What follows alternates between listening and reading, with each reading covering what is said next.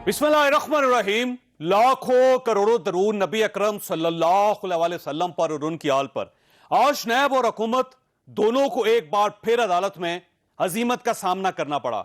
Lahore high court ने ख्वाजा मोहम्मद आसिफ और Islamabad high court ने एहसन इकबाल की जमानत का तफसीली फैसला जारी कर दिया। फैसलों के मुताबिक एहसन इकबाल की गिरफ्तारी में नैब ने इख्तियारात से तजावुज किया। नैब पिंडी एहसन इकबाल पर करप्शन के सबूत पेश करने में नाकाम रहा। यह तस्लीम शुदा हकीकत है कि मंसूबा शुरू करने का मकसद नारोवाल की आवाम को फायदा पहुंचाना था। नैब ने इल्जाम नहीं लगाया कि एहसन इकबाल ने इस मंसूबे से माली फायदा उठाया, जबकि ख्वाजा आसिफ के फैसले के मुताबिक नैब तस्लीम करता है ख्वाजा आसिफ पर किक बैक्स लेने का इल्जाम नहीं, न इन पर करप्शन और इख्तियारात के नाजायज इस्तेमाल का इल्जाम है। हमारे साथ तशरीफ रखते हैं एहसन इकबाल साहब। एहसन साहब, आपको बहुत बहुत मुबारक हो। बहरहाल बिलाखिर आपके हक में फैसला आ गया। अब आपका अगला लाया अमल क्या?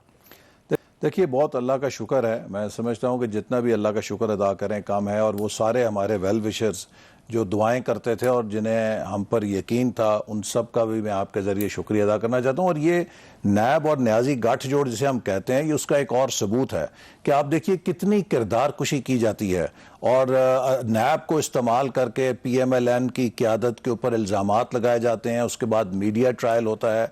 और मैं ये सवाल ज़रूर करना चाहता हूँ कि इस सब का आखिर कौन जवाब दे है? हमारी फैमिलीज़ भुगतती हैं सारे ट्रायल को, हमारे दोस्त और हमारे वेल विशर भुगतते हैं। आपको ज़रा इसकी लेकिन अभी ट्रायल जारी है आपका, ये याद रखिए। इंशाल्लाह वो भी आप उसमें बेगुनाह साबित नहीं हुए अभी। देखिए ना, वो ट्रायल में जब ये चीज़ें ऑन रिकॉर्ड आ गई हैं कि कोई सबूत नहीं पेश कर सके, नैब हमारी गिरफ्तारी को डिफेंड करने के लिए कोई सबूत करप्शन का नहीं पेश कर सका, तो नैब अपना रेफरेंस जो फाइल कर चुका है उसमें एक लफ्ज माली बदउनवानी का नहीं है। अपना चौधरी साहब जिस दिन मुझे पकड़ा था और ये मुझे रिमांड के लिए अदालत में लेकर गए, मेरा पहला सवाल जज साहब से ये था कि इनसे पूछिए मेरे ऊपर कोई फाइनेंशियल किकबैक, कोई कमीशन, कोई इर्रेगुलरिटी, को नुकसान पहुंचाने, सरकारी खजाने से मैंने कोई जेब भरी या नुकसान पहुंचाया? तो उन्होंने कहा नहीं जी, मिसयूज ऑफ अथॉरिटी का जी, नारोवाल में स्पोर्ट्स सिटी क्यों बना? तो मैंने कहा भी अगर वो कोई भारत और इसराइल का तो इलाका नहीं है, और बैकवर्ड एरिया में अगर कोई बड़ा मंसूबा बने, ये इख्तियारात का नाजायज नहीं जायज इस्तेमाल है। लेकिन आप जरा दिखाइए इनको नैब काम कैसे करता है। मेरे खिलाफ ये कहानी जो मंसूबे की शुरू हुई, एक पिंडी का कोई गुमनाम अखबार है जिसका शायद किसी ने आज तक नाम ना सुना हो, ये आज अगर आप उसकी क्लिप दिखा देंगे तो लोगों को पता चल जाएगा कि वो क्या अखबार है। उसमें एक मनगढ़ंत खबर छपवाई जाती है। आप देखें मीडिया की पावर।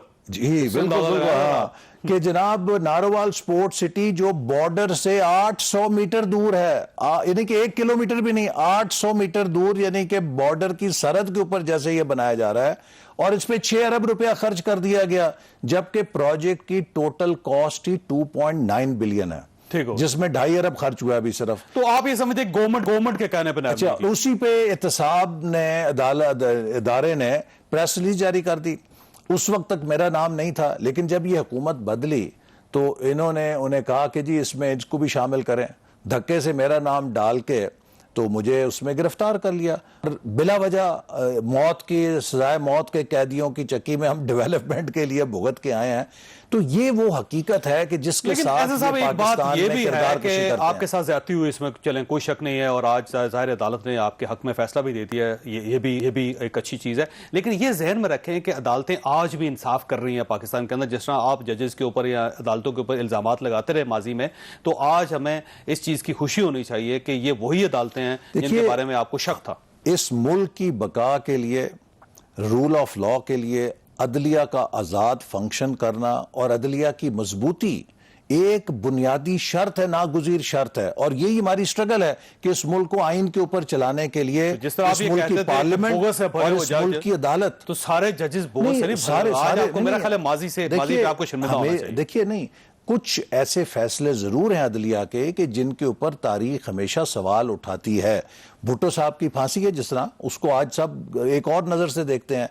नवाज शरीफ साहब की जो नाअहली है, یہ فیصلہ بھی بھٹو صاحب کی پھانسی کے فیصلے کے کٹہرے میں ہی کھڑا ہوگا. لیکن ایسے صاحب یہ بڑی زیادتی ہے کہ ایک فیصلہ اگر آپ کے حق میں آ جائے تو آپ یہ کہتے ہیں کہ عدالتوں نے اچھا فیصلہ کیا اور ویل ڈن، اور جب آپ کے خلاف آ جائے تو آپ یہ کہتے ہیں بغض سے بھرے ہوئے ججز. ایسی بات قطعاً نہیں ہے. یہ ٹھیک نہیں ہے. ایسی قطعاً بات نہیں ہے. میں سمجھتا ہوں کہ عدلیہ میں ایسے جج ہیں جو آج بھی آئین اور قانون کے مطابق فیصلہ دیتے ہیں، وہ دباؤ کو تسلیم کرنے سے انکار کرتے ہیں، اور ہماری خواہش ہے کہ پوری کی پوری عدالتی جو نظام ہے اس کی مضبوطی کے ذریعے ہمیں یہ احساس تحفظ تو پھر ہونا چاہیے. آپ سر یہ لا کے لیے ریفارمز کر رہی ہے گورنمنٹ، آپ وہ جوڈیشل ریفارمز کر رہی ہے گورنمنٹ. سر گورنمنٹ کے ساتھ بیٹھے آپ جوڈیشل دیکھیے، اگر کوئی ایسی جوڈیشل ریفارم ہوگی جس کا مقصد یہ ہوگا کہ ان عدالتوں کو حکومت کے ماتحت کرنا ہے تو ہم اس کا ساتھ تو نہیں دے سکتے، لیکن کوئی بھی ایسی ریفارم جس کا مقصد اس عدالتی نظام کو مزید توانا کرنا ہے، آزاد کرنا ہے، اس کا ہم ضرور ساتھ دیں گے. اچھا سر، یہ آصف علی زرداری صاحب نے آج اعتراض کیا. انہوں نے کہا جی کہ میرے خلاف جو فیصلے ہوتے ہیں مجھے تو عدالتوں میں گھسیٹا جاتا ہے، میں آتا ہوں، اور میاں نواز شریف صاحب جو ان کو عدالتیں بڑی ریلیف دیتی ہیں وہ باہر چلے جاتے ہیں. انہوں نے کہا ڈومیسائل کا فرق ہے. تو سر یہ آج جو دو فیصلے خواجہ آصف صاحب کا، آپ کا، تو یہ تو پھر آصف علی زرداری صاحب مزید کہہ سکتے ہیں کہ ہمارے ساتھ وہ سلوک، آپ کے ساتھ یہ سلوک. ہمارے خلاف کوئی ثبوت نیب نہیں نا پیش کر سکا، اور ان کے خلاف تو جو ایویڈنس ہے انہوں نے اس کو ڈیفینڈ کرنا ہے. زرداری صاحب تو پیش ہو رہے ہیں سر بیماری کے باوجود. نہیں، میرا مقصد ہے کہ فیصلہ تو کوئی نہیں آیا نا ابھی تک. نواز شریف صاحب نے تو اپنی بیوی کو بستر مرگ پہ چھوڑ کے 100 سے زیادہ 150 کے قریب پیشیاں بھگتیں. ان کو 5 دن کی چھٹی نہیں ملتی تھی کہ وہ جا کے اپنی کینسر سے مرتی ہوئی بیوی جو ہیں ان کی تیمارداری کر سکیں. نہیں، روزانہ حاضری لگائیں. ان کا اگر ڈومیسائل مضبوط ہوتا تو وہ 5 دن کی چھٹی لے کر چلے جاتے. مضبوط ڈومیسائل کا کوئی فائدہ نہیں ہوا. نہیں، ہمارا کوئی ڈومیسائل کا سوال نہیں ہے. یہ بات ہے آپ کے نظریات کی، اور جہاں تک سندھ کے ڈومیسائل کی بات ہے، میں سمجھتا ہوں کہ سندھ کا ڈومیسائل بہت مضبوط ہے. سندھ نے ہمیشہ جمہوریت کے لیے قربانیاں دی ہیں، اور اگر کوئی سندھ کے ڈومیسائل کو کمزور کہتا ہے تو وہ سندھ کے عوام کی توہین کرتا ہے. اچھا، آج بلاول بھٹو صاحب نے آزاد کشمیر ایک تقریر کی، اور اس میں پاکستان مسلم لیگ نون کی جو انہوں نے کلاس لی نا، وہ ذرا آپ ملاحظہ کر لیں پہلے. وہ تو کہتے تھے کہ آر اور پار ہوگا. آپ نے دیکھا کہ کیسے آر اور پار ہوتے ہوتے ہم پاؤں پکڑنے کی سیاست پر پہنچ چکے ہیں. اب وہ کہتے ہیں کہ جس کے بھی پاؤں پکڑنا پڑے گا ہم پکڑیں گے وزیر اعظم بننے کے لیے. پاؤں آپ پکڑ سکتے ہو، چیالے نے تو سر کھو چکے ہیں، جیل بکتے ہیں، کوڑے کھائے ہیں، ہم کسی کا پاؤں نہیں پکڑیں گے. ایسا صاحب، یہ پاؤں پکڑنے کا جو آپ کا بیان تھا میاں شہباز شریف صاحب کا، یہ آپ کے گلے پڑ گیا ویسے؟ نہیں، ایسی بات نہیں ہے. دیکھیے، پاؤں پکڑنے کی جو بات شہباز شریف صاحب نے کی تھی وہ اپنے بڑے بھائی کے لیے ایک محاورتاً کی. کس لیے؟ نہیں، محاورہ انہوں نے کہا تھا کہ جی حکومت کے لیے. نہیں، حکومت کے لیے نہیں، کہ ہم اس ملک کے لیے آگے بڑھیں اور سب مل کر کوئی راستہ تلاش کریں. لیکن میں آپ کو یہ بات بتاؤں کہ آپ دیکھیے کہ یہ بلاول بھٹو صاحب وہی زبان بول رہے ہیں جو عمران خان بول رہے ہیں. آج پی ٹی آئی اور پیپلز پارٹی دونوں کی توپوں کا رخ مسلم لیگ نون کی طرف ہے، تو یہ تو اتحادی ہوئے نا. یہ تو پھر آپس میں آنے والے وقت کے اتحادی ہیں، اور ہم انشاءاللہ ان دونوں کا مقابلہ کریں گے. جب پی ڈی ایم میں دونوں تھے سر، اس وقت تو بڑے بہن بھائی تھے آپ، بھائی بھی تھے اور بہن بھائی بھی تھے، اور آپ گڑی خدا بخش بھی چلی گئی مریم صاحبہ، اور اس کے بعد ہر سٹیج کے اوپر آپ شیئر کرتے رہے ایک دوسرے کے ساتھ. اس کا مطلب یہ ہوا کہ کہیں نہ کہیں آپ سے غلطی ہوئی ہے؟ نہیں، ہم سے کوئی غلطی نہیں ہوئی ہے. ہم نے ہمیشہ کوشش یہ کی ہے کہ اپوزیشن کو ساتھ لے کے چلیں اور اپوزیشن کی طاقت کمزور نہ ہو. دیکھیے، 6 مہینے کی پی ڈی ایم کی جدوجہد جب پی ٹی آئی کے ڈی میں ہم پہنچے گول کرنے کے لیے تو پیپلز پارٹی نے ٹائم آؤٹ لے لیا. اب پتہ نہیں ان کو باہر گیلری سے کس نے اشارہ دیا کہ آپ ٹائم آؤٹ لے لیں اور پی ڈی ایم کو چھوڑ دیں. آپ کے ساتھ دھوکا ہو گیا پھر اس کا مطلب؟ بالکل. اس وقت ایک ایسے ٹائم پہ جب اتنی بڑی جدوجہد اپنے منطقی انجام کے قریب پہنچ گئی تھی، اگر 26 مارچ کو ہم لانگ مارچ کر کے استعفے دے دیتے تو چند ہفتوں کے اندر یہ حکومت گر جانی تھی، یہ سسٹم گر جانا تھا. اور پیپلز پارٹی نے پی ڈی ایم کا فیصلہ نہ مان کے 9 جماعتیں ایک طرف تھیں، اکیلے انہوں نے ویٹو کیا تو انہوں نے میں سمجھتا ہوں کہ اس حکومت کو بیل آؤٹ پیکج دیا. ویسے آج بھی وہ کہہ رہے ہیں کہ آج بھی آپ ہمارے ساتھ شامل ہو جائیں یا ہمیں اپنے ساتھ شامل کر لیں, ہم پنجاب کی گورنمنٹ گرا دیتے ہیں, وفاق کی گورنمنٹ گرا دیتے ہیں. بتائیں نا وہ کس طرح گرا سکتے ہیں پنجاب کی حکومت. یہ تو پھر انہیں بیل آؤٹ دینا چاہتے ہیں, ایک ناکام تحریک عدم اعتماد کے ذریعے عثمان بزدار کو مزید مضبوط کرنا چاہتے ہیں. تو اس کا مطلب یہ ہوا کہ آپ کا خیال یہ ہے کہ پیپلز پارٹی ملی ہوئی گورنمنٹ کے ساتھ؟ یہ تو وقت بتائے گا اور جو عمل ہے اس سے پتہ چلے گا. اور میں سمجھتا ہوں پاکستان کے عوام اب اتنے باشعور ہیں کہ وہ دیکھ رہے ہیں فرق کیا, اور اگلے الیکشن میں لوگ فیصلہ کر سکیں گے. لوگوں نے پیپلز پارٹی کو بھی آزمایا ہے, مسلم لیگ نون کو بھی آزمایا ہے, اور پی ٹی آئی کی اب گورننس بھی دیکھ رہے ہیں کہ گرمیوں کے اندر بھی اب گیس شیڈنگ ہوتی ہے, گندم کی فصل آنے کے بعد بھی مارکیٹ میں بمپر کراپ آنے کے بعد بھی ویٹ امپورٹ ہوتی ہے اور آٹا مہنگا ہوتا ہے. یہ سب چیزیں اب قوم کے سامنے ہیں. احسن صاحب آپ کا بہت بہت شکریہ. خواہ صاحب یہاں پہ چھوڑ لیں گے, بریک کے بعد دوبارہ حاضر ہوتے ہیں. پروگرام میں دوبارہ خوش آمدید. آزاد کشمیر کے الیکشن میں تیزی آتی جا رہی ہے. آج بلاول بھٹو نے عباس پور میں خطاب کیا اور اپنے تیروں سے حکومت کو بری طرح گھائل کر دیا. وعدہ کرے 50 لاکھ گھر بنانے کا تو حکومت میں آئے, جس کے پاس چھت موجود تھا اس سے بھی چھین لیا. آپ اس منافق کو پہچانے, یہ جھوٹ بولتا ہے. 25 جولائی کو آپ آزاد کشمیر کا وزیر اعظم منتخب کر کے اسلام آباد کی طرف ہم رخ کریں گے, بڑی گالا کی طرف ہم موڑیں گے, وہاں سے بھی ہم کٹ پٹلیوں کو بگائیں گے.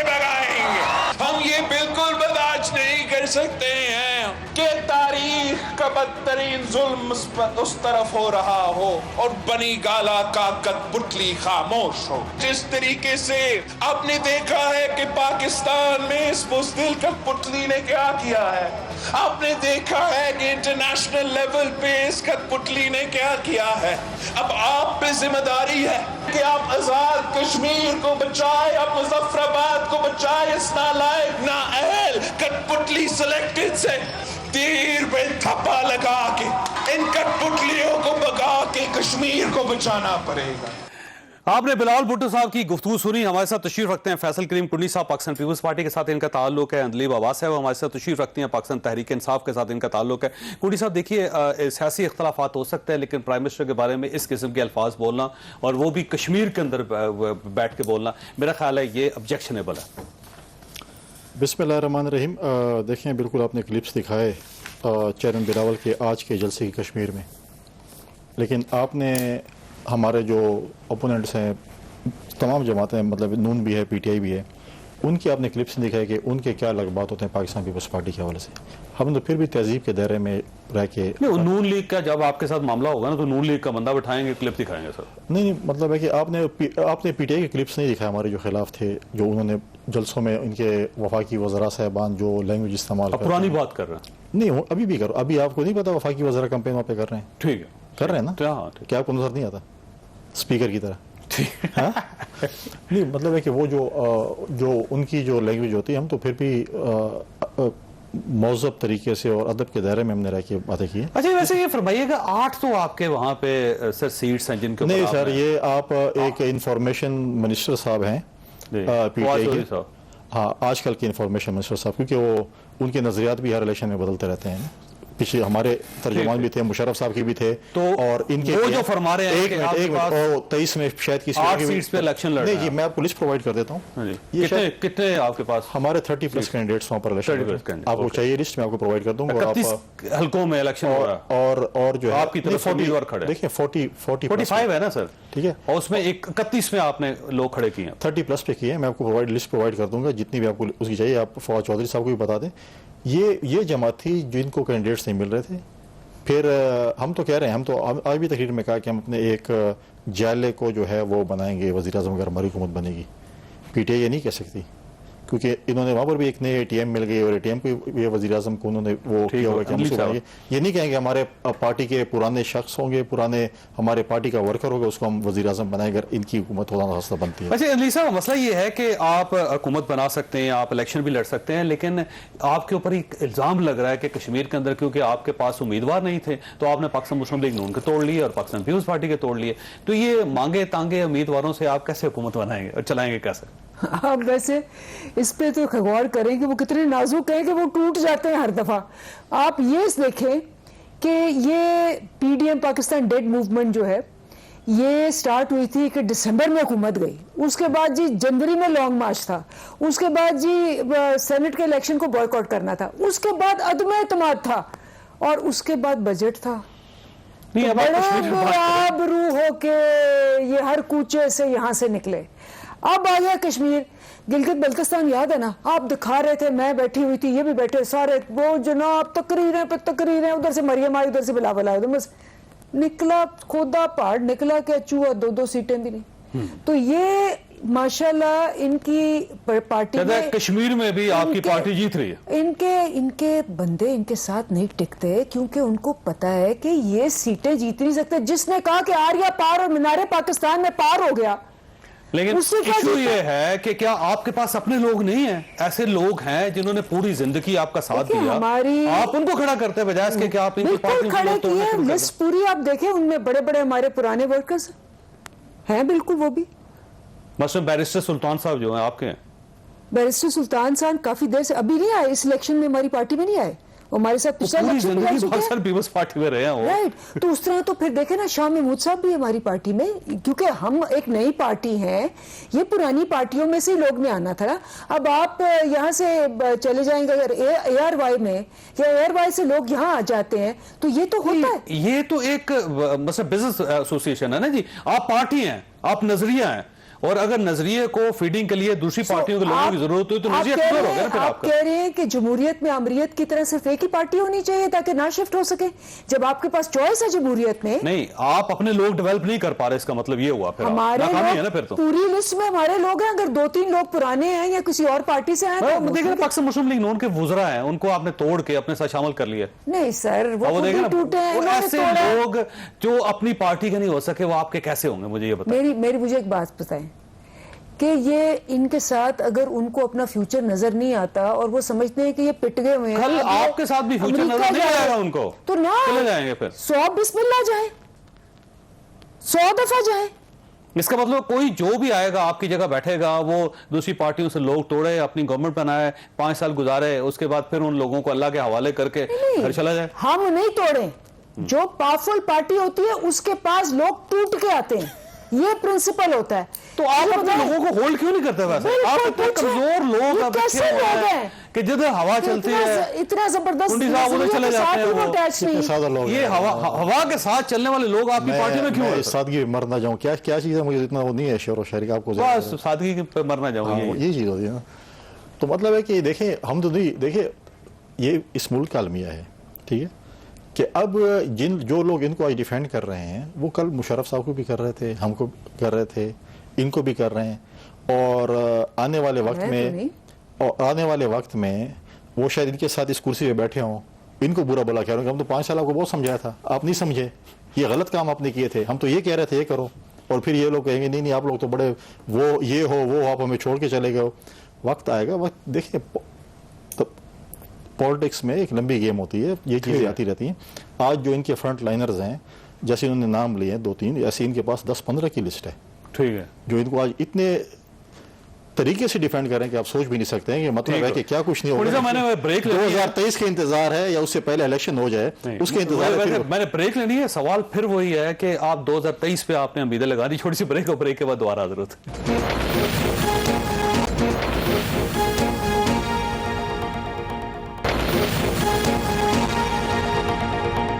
پروگرام میں دوبارہ خوش آمدید. کوئی سا مسئلہ یہ ہے کہ اگر اب آپ نے امیدیں لگا لی 2023 کے الیکشنوں سے, اس کا مطلب یہ ہوا کہ یہ جو آپ کا پہلے پلان تھا کہ یہ گورنمنٹ چلی جائے گی اور ہمارے استعفے ایٹم بم ہیں اور یہ آر یا پار ہو جائے گا, اس کا مطلب یہ ہوا کہ آپ نے تسلیم کر لیا کہ یہ گورنمنٹ ایک ریالٹی ہے اور اب یہ 2023 تک چلے گی. تو پھر یہ آج بلاول بھٹو صاحب یہ کیوں کہہ رہے تھے کہ یہ پاکستان مسلم لیگ نون آج بھی ہمارا ساتھ دے, وفاقی گورنمنٹ گرا دیں گے یا پنجاب کی گورنمنٹ گرا دیں گے؟ آپ اپنا ایک موقف رکھیں. دیکھیں میں نے کہا 2023 یا اس سے پہلے جب بھی الیکشن ہو, ٹھیک ہے, ہم آج بھی کہتے ہیں اگر پی ایم ایل این اور باقی اپوزیشن جماعتیں ہم اکٹھے ہوتے ہیں تو بالکل پنجاب میں بھی عدم اعتماد کی تحریک کیسے ہوگا جی؟ آتا ہوں نہیں بات, لوگ ہی نہیں آپ کے پاس. عدم اعتماد کی تحریک کامیاب ہو سکتی ہے اور مرکز میں بھی ہو سکتی ہے. آپ دیکھیں جس طریقے سے عمران خان صاحب जहांगीर तरीन साहब के सामने लेट गए और एनआरओ उनको दे दिया। अब वो कहते हैं आज वो किधर है वो उनके अपने लोग हैं जी, एनआरओ दे ना दे। नहीं, वो आपको खुशफहमी थी कि शायद नहीं बैरिस्टर नहीं, हम यही कह रहे हैं हमसे टूट के आ जाएंगे। उनके साथ वो लोग खड़े हो गए ना, 40 लोग जो खफा थे।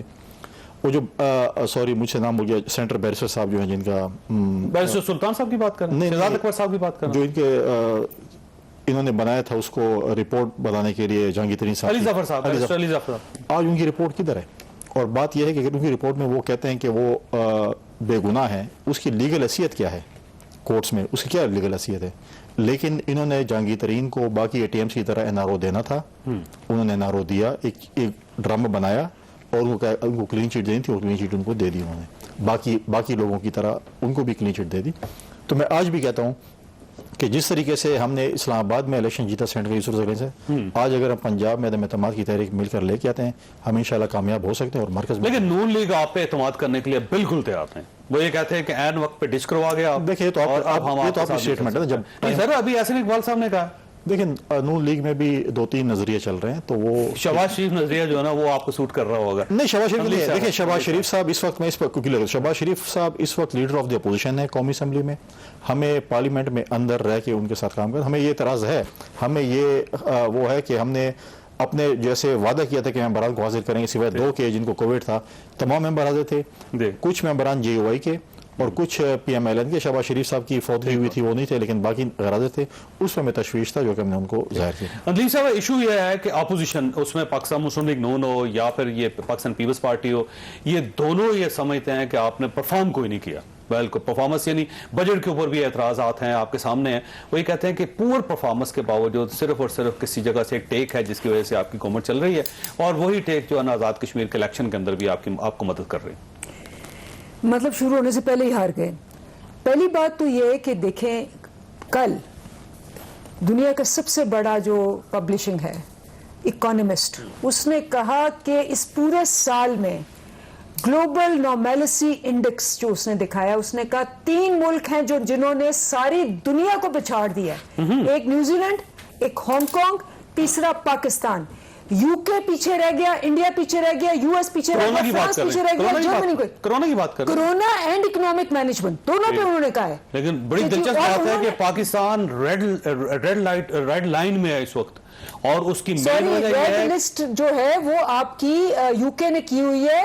यानी इंडिया को हमने खुश अगर करने की। यूके को परेशान कर दिया है या उसको हरा दिया है तो हमारी फ्लाइट फिर भी पाकिस्तान से उड़ नहीं सकते। वो तो ऑब्वियसली आपको पता है कि यूरोप के अंदर भी आप देख लें, बिल्कुल ऐसे ही होगा। यूरोप में भी नहीं क्योंकि इंडिया दुबई नहीं जाने दे रहा हमें। तो इंडिया की बहुत बड़ी मार्केट है, इंडिया में उनकी इन्वेस्टमेंट्स है।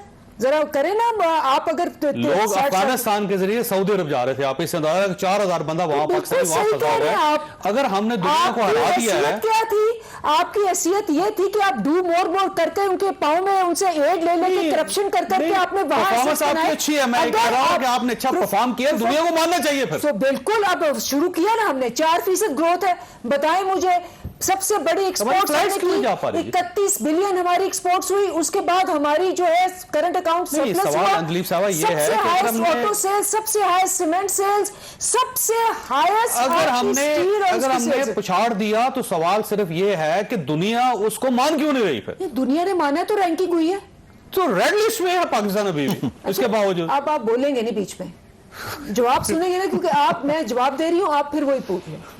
रेड लिस्ट का मतलब है कि आपको वहां ट्रैवल की इजाजत नहीं है। हाँ, और ये छोटी चीज है, ये ट्रैवल की इजाजत इसलिए नहीं है, छोटी चीज है ये ट्रैवल की इजाजत नहीं। आप मेरा जवाब नहीं सुन रहे। मैं जवाब ही सुन रहा हूं ना जी। नहीं, मेरा मैं अभी मुंह से बोली नहीं कि आपने बीच में कह दी छोटी चीज है बड़ी चीज है। आप बोलिए। आपको यूके ने इस पूरे रीजन को, जिसमें हम हैं, इंडिया है, श्रीलंका है, बांग्लादेश है, सबको रेड लिस्ट में रखा हुआ है, क्योंकि वो समझते हैं कि जो इंडियन वेरिएंट है, क्योंकि ये आपस में मूवमेंट होती है, कोई भी बंदा जो यहां से आएगा वहां जाएगा, है सारी पॉलिटिक्स। वो पॉलिटिक्स क्यों है? क्योंकि आपका क्या स्टेचर रहा है इस पूरे रीजन में? आप पिछले 15 साल से बांग्लादेश से पीछे हैं, श्रीलंका से पीछे हैं, इंडिया सबसे बड़ी मार्केट है, آپ نے کون سے تیر مارے تھے یہ پچھلے 3 30 سال سالوں سے؟ میں تو مارے ہیں نا تیر ہم نے. 3 سالوں سے مارنے شروع ہوئے ہیں. مارے ہیں نا ہم نے تیر. ہاں اچھے آگے گئے نا ہم. بالکل. اب دیکھیں بالکل، کورونا کے معاملے میں افغانستان پاکستان سے پیچھے, انڈیا پاکستان سے پیچھے, بالکل، بنگلہ دیش پاکستان سے پیچھے, بالکل، ویتنام پاکستان سے بالکل. پیچھے, لیکن سب کی آپ کو- فلائٹس الاؤڈ ہیں, پاکستان کی نہیں، الاؤڈ نہیں ہے. بالکل نہیں. یورپ انگلینڈ کے Sorry، شہریوں کو بلوا رہا ہے, challenge اجازت کرتی دے ہوں رہی ہے, آپ کو. پاکستان جو ہے میں وہاں سے چیلنج رکھا ہے. کرتی ہوں, انڈیا بھی الاؤڈ نہیں ہے یوکے میں, بنگلہ ان کے دیش تو بھی حالات allowed خراب نہیں ہیں نا جی, نہیں میں ان کے حالات خراب ہیں. ہم نے challenge کرتی پرفارم کیا ہے, ہم نے پچھاڑ دیا ان کو. ہماری فلائٹ تو جانی چاہیے نا جی. ہوں. تو پورے ریجن کی بند ہے تو ہم ریجن میں. اچھا ٹھیک, ریجن میں, لہذا پھر پرفارمنس کا کوئی فائدہ نہ ہوا. پھر نہیں, پرفارمنس کا فائدہ آپ کو ڈیفینیٹلی ہوگا جب آپ پورے جس کو کہتے ہیں جو 30 سال انہوں نے لگائے ہیں, ہم تو 30 سال ہی, ہم آپ کو 10 سال میں ان سے آگے بڑھ جائیں گے. 10 سال میں, بالکل ٹھیک. کوئی سا مسئلہ یہ ہے کہ ظاہر ہے کوئی بھی خرابی ہو تو ذمہ دار آپ ہیں. ہاں بالکل, اس میں آپ کوئی لوگ شک پرفارم کرتے نہیں ہے. تو پاکستان آج ریڈ لسٹ میں نہ ہوتا. مجھے بتائیں. ہم نے پرفارم کرنے کے باوجود ہماری فلائٹس کو الاؤ نہیں کیا جا رہا, قصور ظاہر آپ کا ہے. فلائٹس کا تعلق پرفارمنس سے کیا ہے مجھے بتائیں پہلے. آپ نے ابھی آپ نے خود بات کی تھی جی, نہیں, آپ نے ابھی بات کی کہ ہم نے پچھاڑ دیا اس کو پچھاڑ دیا, اس لیے میں نے بات کی اس پر. میں نے آپ کو چلیں. کہا جب اس ملک میں میری باری ہے نا, اب صبر کریں نا. تھوڑا سیکنڈ آئے گا نا جی, ٹائم کم آئے گا. اس میں اگر آپ دیکھیں جس ملک میں کووڈ ویکسین کی جب امداد آتی ہے, اس کے پیسوں کا آڈیٹر جنرل آپ کو حساب کتاب نہ دے, ٹھیک ہے, ایک منٹ صبر کریں نا. یہ نالائقوں, جاہلوں اور ایسے لوگوں کے ہاتھ میں حکومت ہوگی, کھا گئے, آئے گی 12 کھرب روپے کی.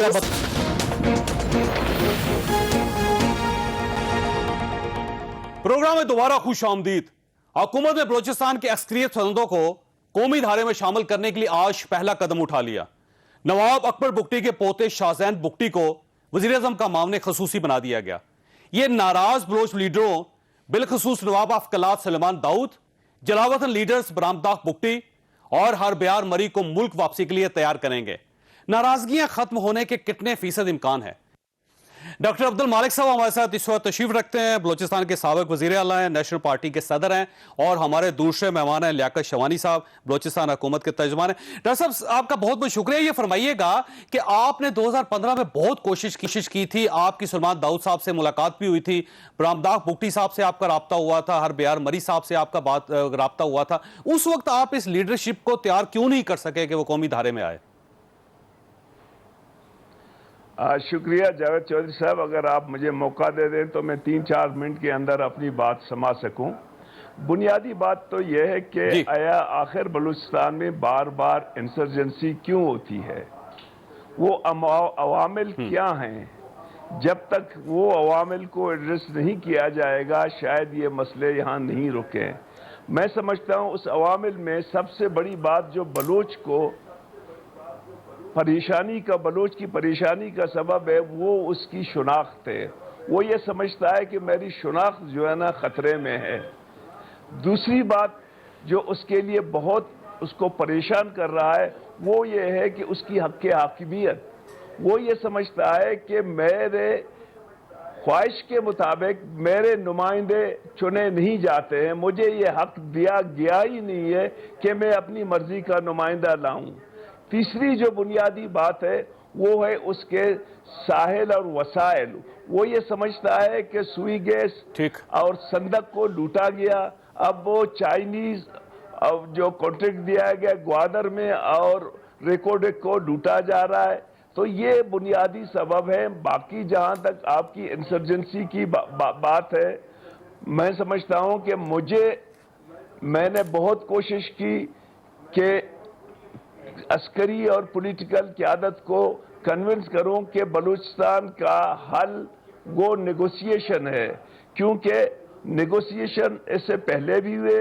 اور جب آپ کو یاد ہوگا جاوید صاحب, جب آل پارٹیز کانفرنس اسلام آباد میں ہوا تھا تو وہاں عسکری اور پولیٹیکل قیادت بیٹھا ہوا تھا. ان لوگوں نے مجھے اختیار دی کہ آپ جا کے بات کر لیں. تو جب میں نے اپنے کانٹیکٹ شروع کی اور آپ نے بات کی بھی اور ہتھیار بھی پھینکے اس وقت, ہر مثلا گوادر سے لے کے کوئٹہ تک ہر جگہ پہ عسکری پسندوں نے ہتھیار اس وقت ڈالے تھے, اور اس کے بعد ظاہر پیکج بھی ملا تھا پاکستان مسلم لیگ نون کی طرف سے. لیکن اس سے پہلے پاکستان پیپلز پارٹی, اس سے پہلے جنرل مشرف, سر ہر دور میں پیکج ہوا ہے اور کچھ نہ کچھ ہوتا رہا, لیکن عسکریت پسندی ختم نہیں ہوئی بلوچستان میں.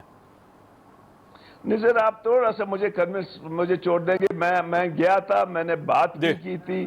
میرے جو ہے نا ایک وفد ہم نے بھیجا خانہ افقلات سلیمان داؤد صاحب کے پاس, جس میں نواب شاہوانی صاحب تھے, نواب بنگلزی کمال خان بنگلزی تھے, میر کبیر محمد شاہی, میر خالد لانگاؤ تھے, اس کے پاس گئے. میں خود گیا تھا نوابزادہ برہنہ کے پاس. پھر دوسری بار میں اور جنرل قادر گئے. ہم گئے, ہم نے ایک حد تک وہ راضی ہو گئے. جب یہاں پہ آ گئے, جن لوگوں نے ہمیں بھیجا تھا, میں سمجھتا ہوں کہ وہاں پہ ڈفرنس آف اوپینین آ گئی. اسٹیبلشمنٹ کے اندر دو اسکول آف تھاٹس بن گئے. ایک نے کہا جی گوان, ایک نے کہا نہیں. تو میں آج بھی سمجھتا ہوں جاوید بھائی کہ میں نہیں سمجھتا ہوں کہ اسلام آباد اس مذاکرات میں سنجیدہ ہے. اور یہ صرف میں اس کو ایک جو بیان ہے عمران خان نے دیا ہے, میری وہ کہ خواہش ہے, میری پارٹی کی خواہش ہے کہ مذاکرات کے ذریعے مسئلے حل ہوں. لیکن میں نہیں سمجھتا ہوں کہ اسلام آباد کا جو مائنڈ سیٹ ہے بلوچستان کے بارے میں وہ تو آپ اسے پولیٹیکل سٹنٹ سمجھتے ہیں, آپ یہ سمجھتے ہیں کہ سیریس نہیں ہے گورنمنٹ اس میں؟ کیونکہ میں نے بہت اس پہ کام کیا تھا جاوید صاحب, میں نے اس وقت بہت کام کیا تھا, میں نے بہت خواری کی تھی. لیکن جس طریقے سے وہ میرا جو جتنا ہم نے خواری کی, جس طریقے سے ہم نے محنت کی, اس کو جس طریقے سے وہ سبوتاج ہوا, تو مجھے لگتا ہے میرا تجربہ یہی بتاتا ہے کہ یہ بھی ایسی جو ہے نا گپ شپ ہے. ٹھیک ہوگا. مجھے شوانی صاحب کی طرف جانے دیں, میں واپس آؤں گا ڈاکٹر صاحب آپ کی طرف. شوانی صاحب یہ فرمائیے گا, یہ واقعی سیریس ایفرٹ ہے کیونکہ سیکیورٹی جو کمیٹی کے اجلاس تھا اس کے اندر بھی ڈسکس ہوا تھا کہ ہمیں یہ کرنا چاہیے, اور اب آرمی چیف کی بلوچستان کے لیڈرز کے ساتھ ملاقات بھی ہوئی, وہاں کے جو باثر لوگ ہیں ان کے ساتھ بات بھی ہوئی, سینیٹرز اور بلوچستان کے جو ایم این ایز ہیں ان کے ساتھ بھی ملاقاتیں ہو رہی ہیں. پرائم منسٹر صاحب کا اندیہ بھی آپ کے سامنے ہے, شاہزین بگٹی صاحب کو آج معاملے خصوصی بھی بنا دیا گیا. تو گورنمنٹ کیا واقعی سیریس ہے کہ وہ عسکریت پسندوں کے ساتھ گفتگو کر سکے؟ جی بالکل سیریس ہے, اور ڈیڈیکیشن بھی ہے, کمٹمنٹ بھی ہے, اور گورنمنٹ یہ سمجھتی ہے کہ مفاہمت, مصالحت, ڈسکشن, ڈائلاگ, کانفلکٹ ریزولوشن کے لیے بہترین انسٹرومنٹس ہیں, بہترین ٹولز ہیں, اور اسی کے ذریعے ہی ہم اس پروسیس کو آگے بڑھاتے ہوئے تمام اسٹیک ہولڈرز کے ساتھ انگیج ہوتے ہوئے ہم آگے بڑھ سکتے ہیں اور اس مسئلے کا ہم حل نکال سکتے ہیں. میرے بہت ہی محترم ہے ڈاکٹر مالک بلوچ صاحب. ڈاکٹر صاحب نے اپنا تجربہ جو آپ کے ساتھ شیئر کیا وہ اپنی جگہ, لیکن پاسٹ ہسٹری ہمیں کچھ اور بھی بتاتی ہے کہ 73 میں جب بلوچستان میں انسرجنسی شروع ہوئی اور اس کے بعد بھی اسی طرح کے حالات پیدا ہوئے, تو پھر اس وقت جنرل ضیاء الحق صاحب نے جو بلوچ لیڈرشپ تھی اور دیگر نیب کے لیڈرشپ تھے ان کے ساتھ ڈائلاگز کے ذریعے انگیج ہوئے, اور ڈائلاگ باثمر, باثر اور فروٹفل ثابت ہوئے, اور حیدرآباد ٹریبونل کرنے کے بعد جو لیڈرشپ تھا ان کو ریلیز کیا گیا اور وہ انسرجنسی ختم ہوئی. اور اس کے بعد جو ہے 90s میں آپ دیکھ لیں اس بالکل ایک پرامن ماحول رہا. بلوچ نیشنلسٹ پولیٹیکل جو لیڈرشپ ہے, جو جماعتیں ہیں, نہیں وہ ٹھیک ہے سر, اس میں کوئی شک نہیں. شاہوانی صاحب کے درمیان میں بہت اچھے پیچز آئے امن کے بلوچستان میں, لیکن یہ تو ظاہر نواب اکبر بگٹی صاحب کا جو شہادت ہے اس کے بعد یہ سارا سلسلہ شروع ہوا. لیکن یہ ذہن میں رکھیں کہ پاکستان پیپلز پارٹی نے پوری کوشش کی اور ہسٹری کا سب سے بڑا پیکج دیا, لیکن کوئی فائدہ نہیں ہوا. اس کے بعد پاکستان مسلم لیگ نون نے کوشش کی, کوئی فائدہ نہیں ہوا. اب عمران خان صاحب کی گورنمنٹ ہے, یہ کوشش کرے گی, لیکن کیا گارنٹی ہے کہ اس بار واقعی کوئی نہ کوئی نتیجہ نکلے گا؟ کیونکہ ہم نے آج سلمان داؤد صاحب جو خانہ افقلات ہیں ان سے رابطہ کیا اس پروگرام کے لیے, تو ان کا جواب یہ تھا کہ میں گورنمنٹ کے کسی شخص کے ساتھ بات کرنے کے لیے تیار نہیں ہوں, میں جب بھی بات کروں گا ملٹری اسٹیبلشمنٹ سے کروں گا کہ مجھے وہاں پہ سیریسنس نظر آتی ہے, گورنمنٹ جو اس سے بات کرنے کا کوئی فائدہ نہیں. تو یہ ایک ویو ہے ان کا آپ کے بارے میں. جی چودھری صاحب, اسی لیے میں نے بریف ہسٹری کی طرف میں نے وہ اشارہ کیا, اور وہ جو انگیجمنٹس کامیاب ہوئے تھے اسی لیے میں نے اس کا آپ کو حوالہ دیا کہ ہمیشہ ڈسکشن ڈائلاگ جو ہے وہ بے ثمر ثابت نہیں ہوئے. کیونکہ آپ نے جب نیریٹو شروع میں بلڈ کیا اس سے یہی اخذ ہو رہا تھا کہ پاسٹ کے جتنے بھی ایفرٹس ہیں وہ یوز لیس ثابت ہوئے. اسی لیے میں نے کہا کہ ڈاکٹر صاحب کا اپنا ایک ایکسپیرینس پیپلز پارٹی نہیں, اس میں شوانی صاحب ایک مسنگ لنک تھا, وہ یہ تھا کہ آپ جو عسکریت پسند ہیں ان کو قائل کر لیتے ہیں, وہ ہتھیار پھینک دیتے ہیں. 5 سے لے کے 15 لاکھ روپے ماضی میں دیے گئے, انہوں نے لے لیے, نوکریاں دی گئی ان کو, انہوں نے نوکریاں لے لی, ان کو زمین دے دی گئی, انہوں نے زمین لے لی, انہوں نے ہتھیار پھینک دیے. لیکن جب تک آپ لیڈرشپ کو کنونس نہیں کرتے اور ان کے ساتھ بات نہیں کرتے, ان کو واپس نہیں لاتے, تو یہ تو سلسلہ چلتا رہے گا. اصل ایشو لیڈرشپ ہے. اور اسی لیڈرشپ کو جو ہے انگیج کرنے کے لیے پرائم منسٹر صاحب نے انہوں نے کہا کہ میں سوچ رہا ہوں کہ جو عسکریت پسند ہیں ان سے ڈائلاگ کا آغاز کیا جائے, اور ان کی یہ سوچ جو ہے ود ان 24 آورز یہ ٹرانسلیٹ ہوتا ہوا بھی دکھائی دے رہا ہے, انکارپوریٹ ہوتا ہوا بھی دکھائی دے رہا ہے, امپلیمنٹ ہوتا ہوا بھی دکھائی دے رہا ہے. کل فواد چودھری صاحب کا اسٹیٹمنٹ آیا کہ اب وہ ایجنڈا فریم کر رہے ہیں ڈسکشن ڈائلاگ کا. سو اٹ مینز گورنمنٹ کے لیول پہ ایک سنجیدگی موجود ہے. بلوچستان گورنمنٹ نے خیر مقدم کیا ہے اور فیڈرل اور بلوچستان گورنمنٹ مل کر اس سلسلے کو آغاز. اور آپ کا خیال یہ ہے کہ شاہزین بگٹی صاحب وہ ٹاسک پورا کر سکیں گے جو پرائم منسٹر صاحب نے ان کو دیا ہے؟ ناٹ اونلی شاہزین بگٹی صاحب, ان کو پرائم منسٹر صاحب نے ٹاسک دیا ہے. اس ٹاسک میں فیڈرل گورنمنٹ کے بہت سارے لوگ انگیج ہوں گے, اس میں بلوچستان گورنمنٹ انگیج ہوں گے, اور اس میں دیگر سٹیک ہولڈرز. ایک جوائنٹلی ایفرٹ ہوگا, جوائنٹلی جو ہے ایجنڈا فریم کیا جائے گا, اور ایٹ لیسٹ ایک سنجیدگی کے ساتھ جب ہم آگے بڑھیں گے اور وہ لوگ جو پہلے انگیج کیے جا سکتے ہیں وہاں سے سلسلے کا آغاز کیا جائے گا. کچھ ایسے لوگ ضرور ہوں گے جس سے شاید فیڈرل گورنمنٹ فرسٹ فیز میں بات کرنے پہ آمادہ نہ ہو. کچھ وہاں سے ایسے لوگ ضرور ہوں گے جو فرسٹ فیز میں گورنمنٹ کے ساتھ مذاکرات پہ راضی نہ ہو. لیکن جو تھاٹ ہے, آپ سے آخری سوال یہ کہ کیا کچھ ایسے لوگ ہیں جو رابطے میں ہیں اس وقت حکومت کے, کچھ ایسے لوگ ہیں جو گورنمنٹ سے اس وقت رابطے میں ہیں, ناراض لوگوں کی بات کر رہا ہوں. یہ پرسوں سے سلسلہ شروع ہوا, بہت پری میچور ہوگا اس مرحلے پہ فوری طور پہ میں کوئی سویپنگ سٹیٹمنٹ دوں. میرے خیال میں let the process be matured, اور جو ڈیولپمنٹ ہوگی وہ میڈیا. مالک صاحب آپ سے آخری سوال یہ فرمائیے کہ شاہزین بگٹی صاحب سے آپ کو امید ہے کہ وہ سلیمان داؤد صاحب کو بھی واپس لے آئیں گے, وہ برمداغ بگٹی صاحب سے بھی بات کر لیں گے, اور وہ ہربیار مری صاحب کو بھی تیار کر لیں گے؟ دیکھیں, میں تو اپنی تجربے کی بات کر رہا ہوں جاج صاحب. اس مسئلے کو حل صرف اور صرف عسکری قیادت ہی کر سکتا ہے. پولیٹیکل قیادت لاکھ چاہے, لاکھ اس کی خواہش ہو, وہ نہیں کر سکتا ہے جب تک عسکری قیادت اس کو نہیں چاہے.